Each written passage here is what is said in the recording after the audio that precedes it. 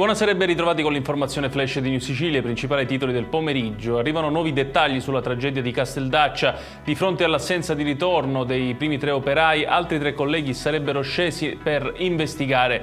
Nel frattempo il gas tossico si era diffuso colpendoli mortalmente. 2 sono stati trovati senza vita, mentre uno è in condizioni ancora critiche.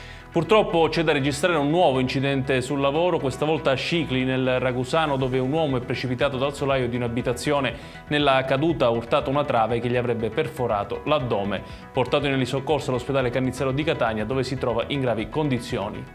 La Regione siciliana ha approvato il piano di riparto del Fondo per gli investimenti dei comuni per il 2024. Il decreto prevede l'assegnazione agli enti locali dell'isola di 115 milioni di euro previsti dall'ultima legge di stabilità.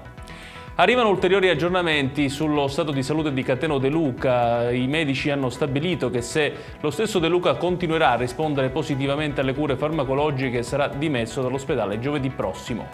Chiudiamo con il meteo. Nella giornata di domani arriverà il maltempo con piogge a temporali su tutta la Sicilia. Allerta meteo diramata dalla Protezione Civile regionale che coinvolge tutto il territorio siciliano. Ed è tutto per questa edizione. Tutti i dettagli su queste notizie li trovate come sempre sul nostro sito www.newsicilia.it. Grazie per averci seguito e arrivederci.